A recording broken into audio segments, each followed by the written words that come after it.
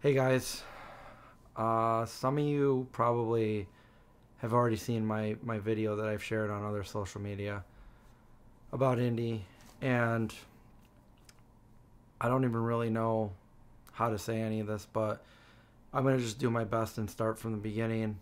Indy passed away 2 days ago, and I want to make a video on this just to tell his story, his full story, and inform people what happened. And I know he was a huge part of this channel for the last 13 and a half years. So I'm just going to start from the beginning. It's actually really late and I can't sleep, so I figured why not get in front of the camera right now and just say what I have to say. I'm going to try to put some footage over this so you don't have to sit here and just watch me talk of Indy. So from the beginning, Indy came into this world. I met him in March of 2011. He was a little puppy, and the day I got him, I fell in love with him, and I was told, you know, when you meet him, let him go in the corner and do his thing because he's got to adjust and acclimate and all that stuff. And so I was ready to do all that, but he didn't care. He loved me from the beginning. He just, you know, got right up in my arms. And so the first night I had him, he wanted to be around me, and I'm like, you know, I just met you, dude. That's awesome. But the very next day, he just was like very lethargic, and I'm like, you know what, I better take him to the vet and just make sure he's okay. So I took him to the vet, and the vet said, it looks like he might have parvo. We want to do a little check on that, and we'll let you know. And I'm like, sure, no problem. And they took him into the other room, and I was in like one of those like little waiting rooms. And I'm thinking like, yeah, they'll figure out parvo. I had no idea what parvo was. So I got on my phone and I started Googling parvo. What is parvovirus? And it said that parvo was, you know, a deadly virus that little dogs got, especially puppies. Once they start showing signs of it, it was almost always fatal. So, or the chances were higher that it would be fatal. And I was immediately like, oh no, like what the heck, you know? You know, I just met this little guy, and he's gonna die. He's not gonna have a chance. And the doctor came back in and said, yes, he tested positive for parvo. And I'm like, oh my God, like what do we do? Well, I learned that parvo destroys their insides, their digestive system, and it's a very deadly virus. And the virus can live on all kinds of surfaces, even the ground, for up to 7 years. So that's why you should never bring a small puppy to like a dog park or something. They need to get their immunity. So anyway, he's got parvo. The vet says we could do one of two things. You can take him home with you and just keep him comfortable, and, you know, try to give him a lot of love, and he'll probably pass away in the next 4 or 5 days. And I'm like, well, what's the other option? And he's like, well, there was another animal hospital down the road. Take him to that animal hospital. He's going to have to stay in intensive care, and they're going to keep him there for probably a week to see if, you know, put him on IV and fluids, and do their best to keep him alive and treat this. And it's going to cost you a lot of money, and there's no guarantee that he would even live then. So I was like, I want to give the little guy a shot, so let's do that. I want to give him a shot. I took him there, and I remember giving him to the vets over there, and they took him away, and he started crying when they did that. And he'd only known me for like a 24-hour span at this point. And he's crying that they're taking him away from me. And I felt so bad. But I knew, like, if I wanted this little guy to live, that's what had to be done. So I want to say long story short, but I'm making this long. I'm going to tell you guys everything. So day after day went by, and I don't remember exactly how many days he was in there, but it was at least 3 or 4, I think. And they gave him back to me, and he had like a little shave thing on his little paw, and, you know, where they put the IV. And by the way, he had really big paws and really big ears, and their ears, you know, droop down when they're little before they like stick up. And his didn't stick up for the longest time, and I thought, like, is there something wrong with, like, are they ever gonna stick up? But they ended up sticking up. So I brought him home, and he survived parvo. But after that, I literally had to bring him to the vet like once a week, and then it turned down to like twice a month, and then once a month. And this was like a long time thing. Like I always brought him back to the vet. And at first he had to wear like a little cone around his head, and he just he just was attached to me. He wanted to be around me at all times. I got pictures of him, you know, laying down by my feet when I was working, stuff like that. And it did a job on his digestive system. So he wasn't going to die. He was safe. But he, you know, when he would go to the bathroom, he had diarrhea like 24/7, not 24/7, but like every time he went to the bathroom, it was diarrhea.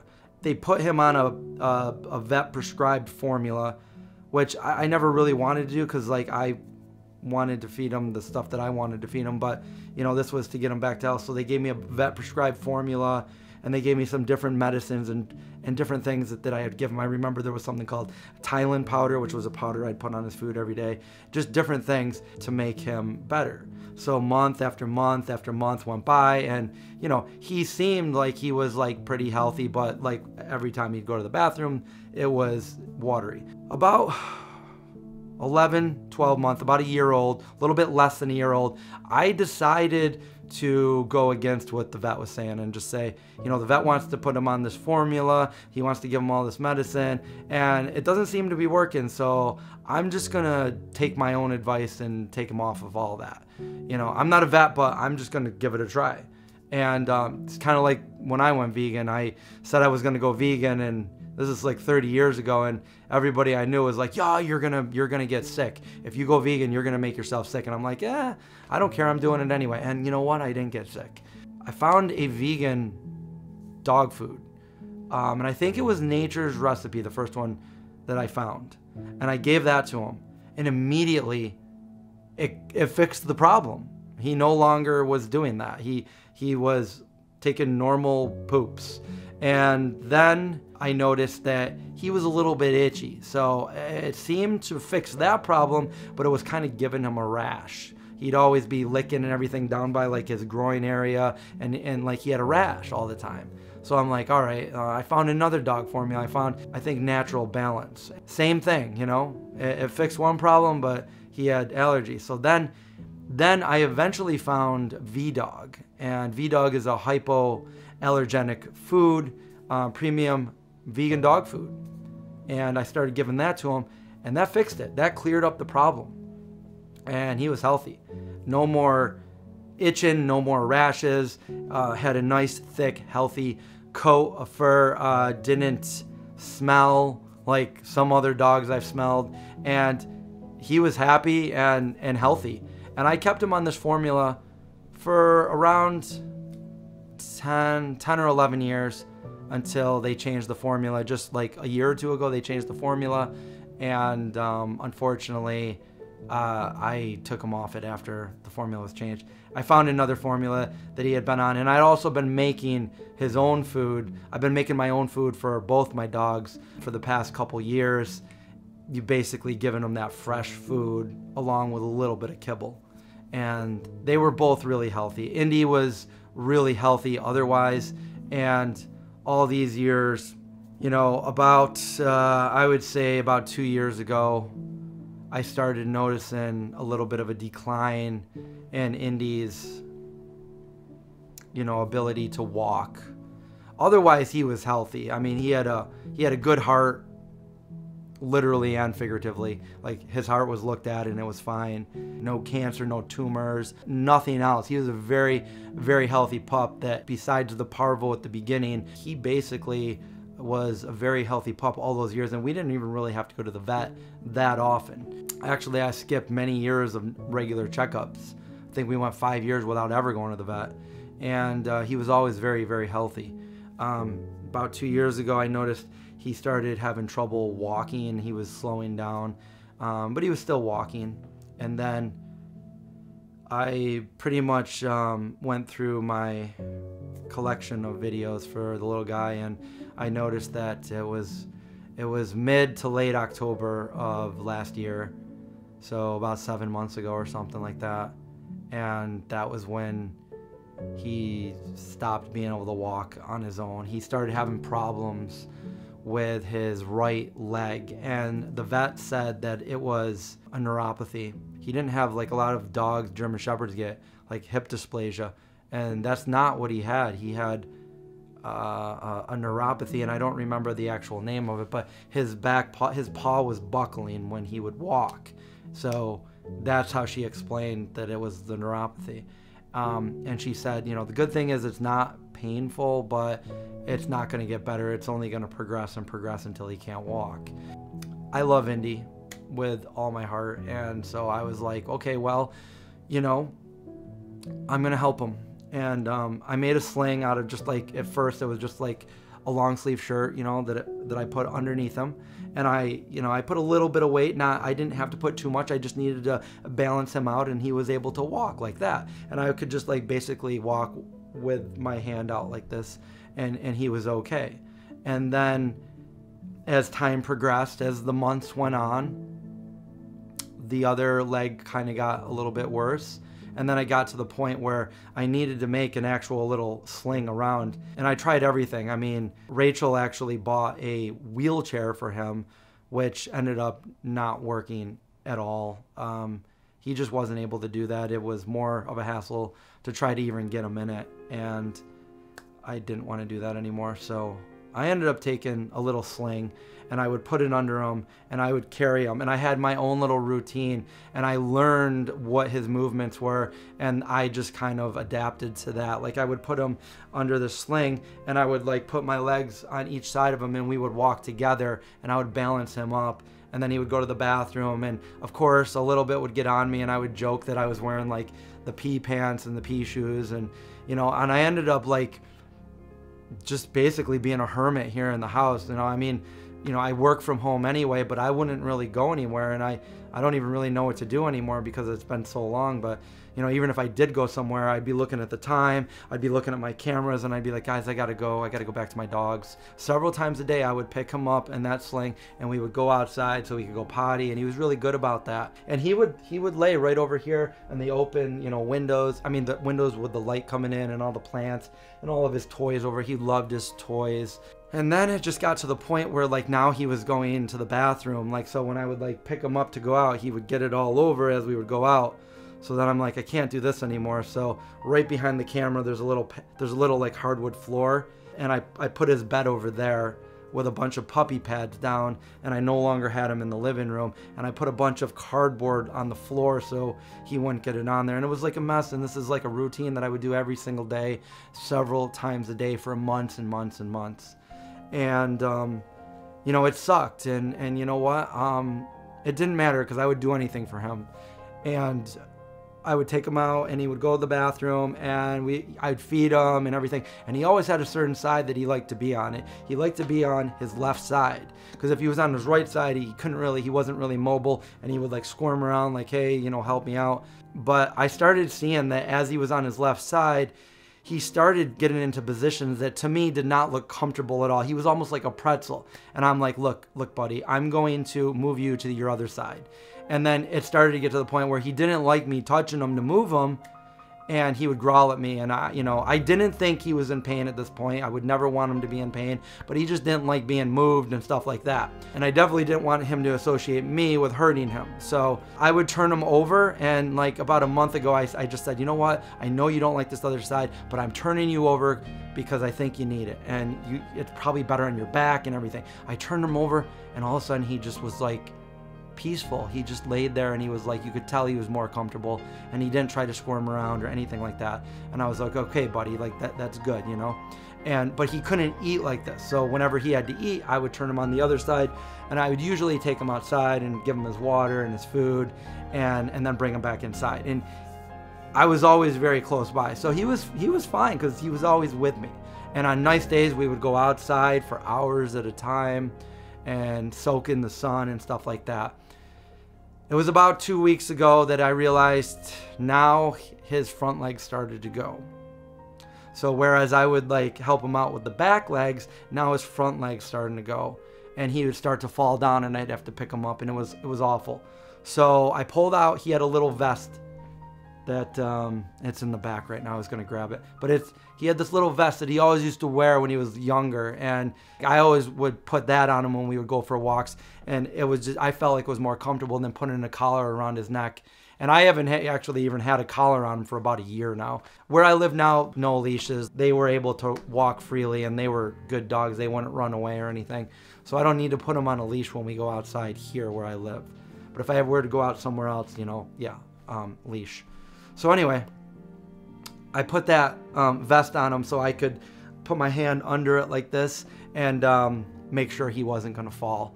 So now I got the back and I got the front, and I'm doing about 85 to 90% of the lifting when he's trying to walk. And when he walks, I just making sure he's not gonna fall and keep him up to go out there. You know, for the most part, he was going to the bathroom on his bed, and I bought like, I got a bag over here of like just puppy pads that I was going through a lot, like sometimes, you know, 4 to 6 a day. And these are big puppy pads. Every time I'd get him up, I'd change them.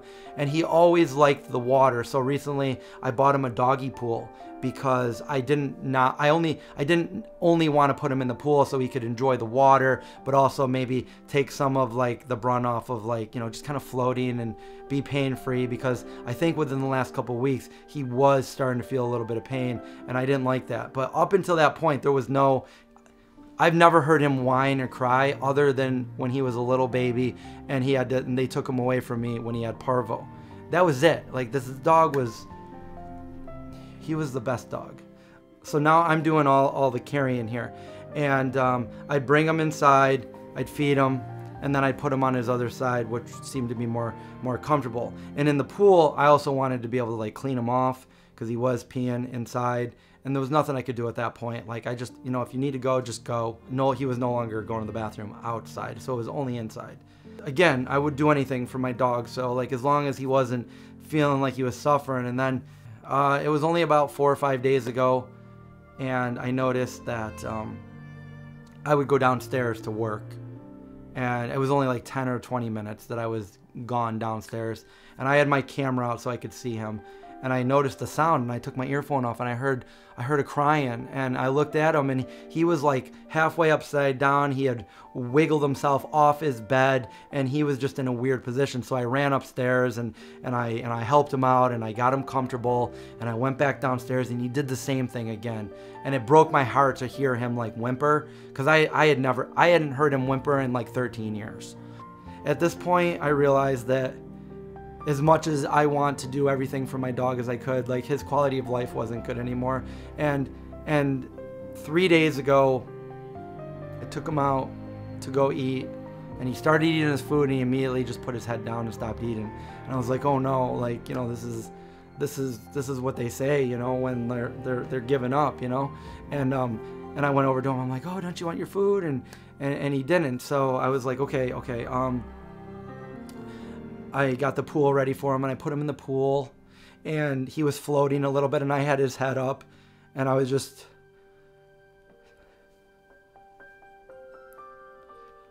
telling him that it was going to be okay. And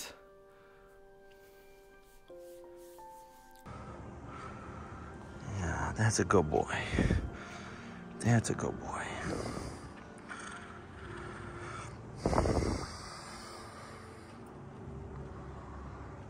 But that feels good, doesn't it? Yeah, does that feel good? Yeah. Yeah, you're my best friend.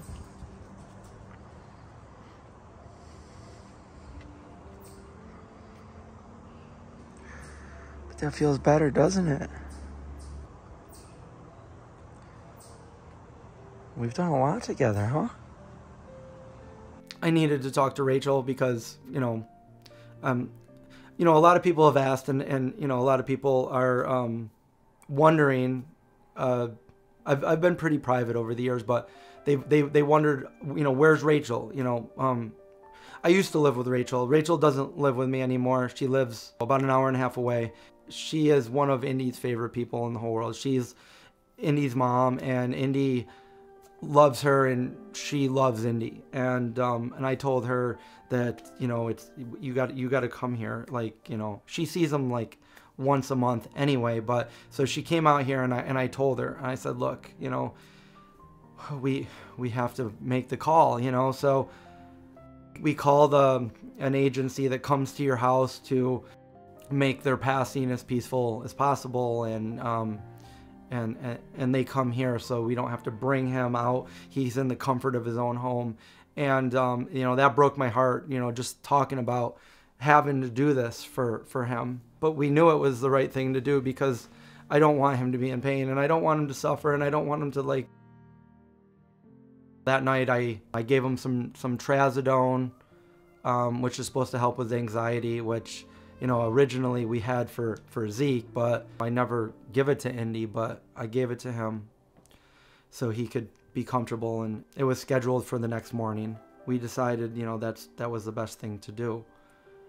And this broke my heart. You know, you only have a certain amount of time left, and in my mind, I'm very nostalgic and sentimental, and I kept telling myself that day, and even weeks before and months before, because I dreaded this day for forever. I never wanted this day to come. Me and Indy were best friends. We would go on adventures, and he saved me, and I saved him. There's definitely times where I don't know what I would have done without him. Just to come home and open the door and have him come over and greet you, that to me was everything. Because the one time that I had somebody, I think he was staying with Rachel one time over at her parents' house, and this is when I think I might have been in California. When I came back home, I opened the door and it was empty. He wasn't there. Just the emptiness. It just, if you have a dog, you know the feeling. So I would tell myself, as I was with my precious little boy, that I would think of myself in the future to where I am right now in the present, and I would say I would give anything, you know, to see him one more time, to touch him, to tell him I loved him. And I was in that moment right there with him. I laid down with him and I told him it was going to be okay. Thank you for being my best friend.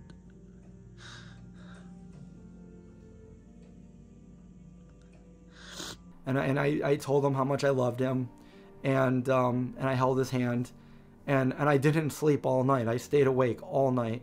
And then when the sun started to come up, and these beautiful windows over here in the background, the sun started to come up and dawn broke, I decided to pull him back into the living room, and I took his bed and I dragged it across the floor, and I brought it over to where the other one is. That's not the bed that he had. I gave him his toy, and I laid with him, and I put on some music, like a mantra, and I laid with him, and I cherished that moment, that time with him, because I knew that was my last moments with him. And Rachel drove here to be with him, and we sat with him, and you know, she brought him some treats. She brought him a muffin and some corn dogs, because, you know, hey, like, you know, he better eat like his favorite foods if he can. Not something I would normally feed him, but, you know, no reason not to. And I got to tell you, he definitely sat up to eat those foods. You know, he gobbled those down, no problem. And I gave him a lot of treats and a sweet potato. And we basically sat there and we told him how much we loved him. Dog's love is unconditional and pure innocence. He was a big part of this channel. And he touched a lot of people's lives. Then the technician came up and she explained it to us, and she gave him a sedative. And I know it was the right thing to do, and people all, you know, are telling me it was the right thing to do, but like, it's so hard because my instinct is saying, like, you know, I'm the person that always looks out for him. I'm the person that should protect him. And like, he just looked at me like, what's going on? You know, like we just held his hand and we told him that we loved him, and he got to see his two favorite people in the whole world. and he had his favorite toy next to him, and then it was over. I will miss him forever. I've never felt like I feel right now. I've been, you know, hurt before, and I've been sad before, and, you know, and I've had bad breakups, but I've never felt like this. And this is like the worst feeling ever when you lose somebody like Indy. I just can't stop thinking about it, and everything reminds me of him. And, you know, I posted a video the night before on my Instagram account, and this is a video that I've had for a very long time. He was only about a year old, so this is probably 2012. And I have a video of him. He had ripped apart a toy or a pillow, and there was the cotton all over the floor.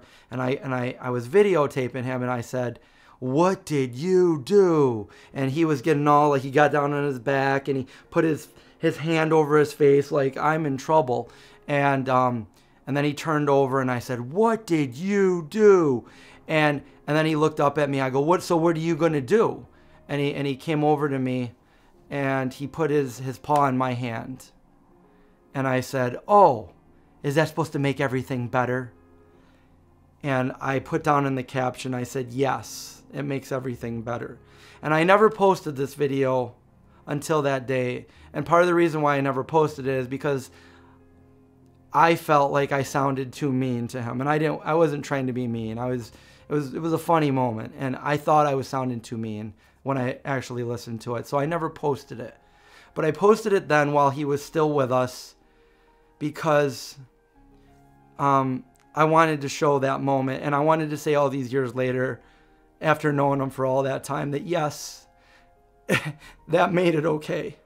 And I put the music of the movie Somewhere in Time. If you know the movie, then it's a beautiful movie, and it's a beautiful song. And I put that music to that because that moment is somewhere in time for me with my little boy. He passed peacefully at 11:45 a.m. on May 21st. And I feel empty. The house feels empty. I know I'm still here with Zeke. I left the house today, and I actually filmed some stuff for you guys. So this is kind of like an afterthought, but then later tonight, my mind started racing. I can't stop thinking about him, what he meant to me, and there'll never be another dog like him. And it doesn't matter if I do get another dog or if I have Zeke. No one will ever take his place, nor would I want anyone to take his place. There's a quote from my second favorite band. It says, "Time doesn't always heal. It just breathes and swallows memories." And that's so true. And it's not bad to have these memories, even if it makes you sad, because you'll always have those special moments. I much would have rather experienced those moments than to never have had them at all. Those moments are precious to me, and I'm so lucky to have had him in my life for the last 13 and a half years.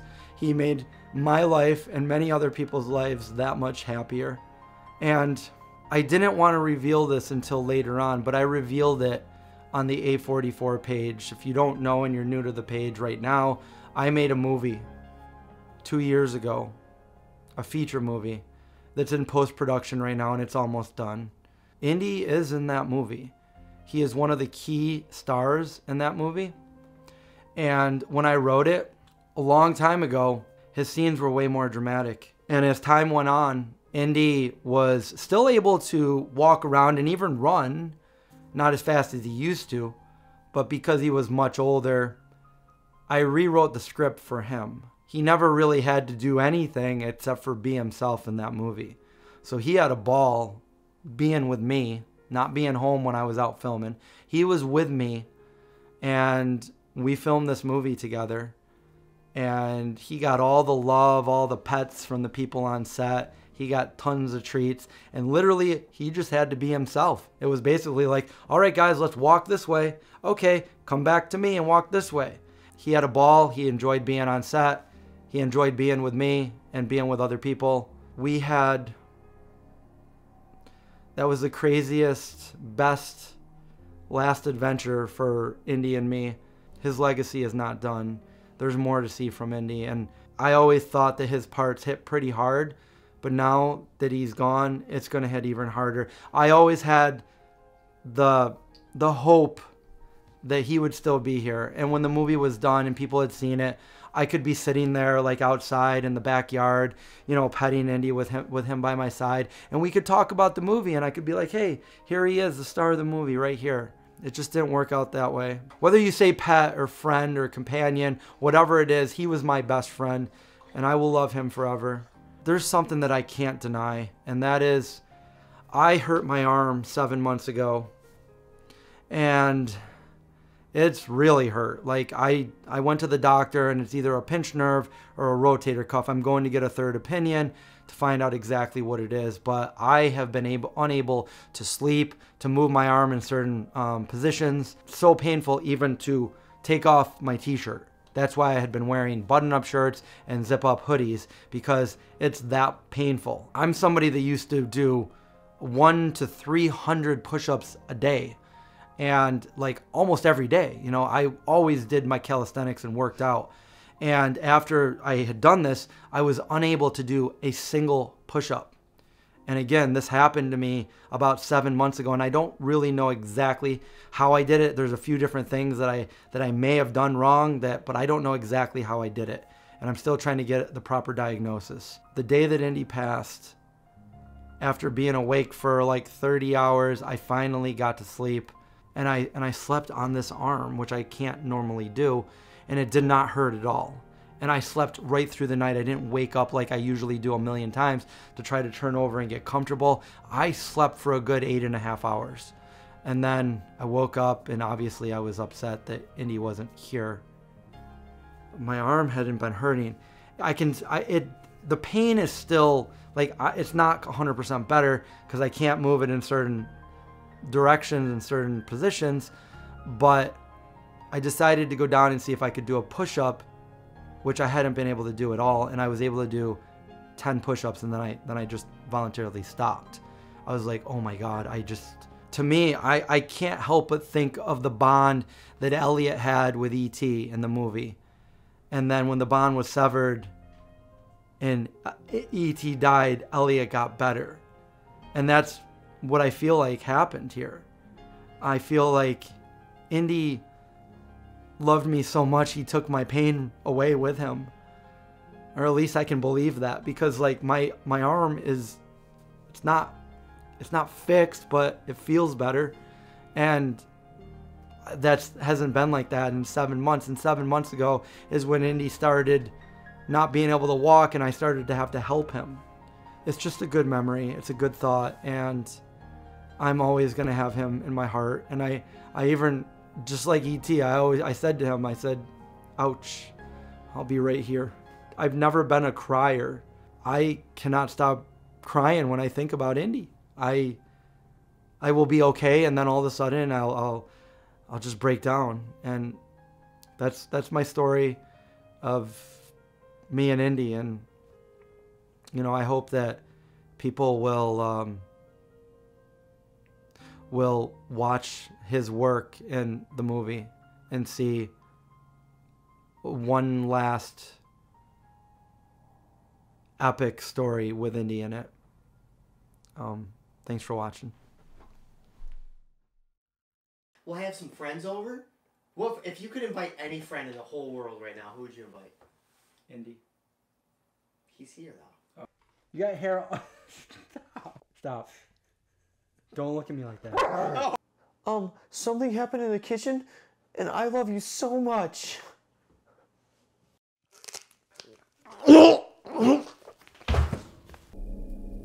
What you doing, buddy? Phone. Give me a kiss. Oh, you're just a dog. You're just a... 2. Now, if you have any leftover carrots, it's always good to give Indy 1 or 2. He loves carrots. They're his favorite. Who's that? Indy, who is that? Who's that? Hi.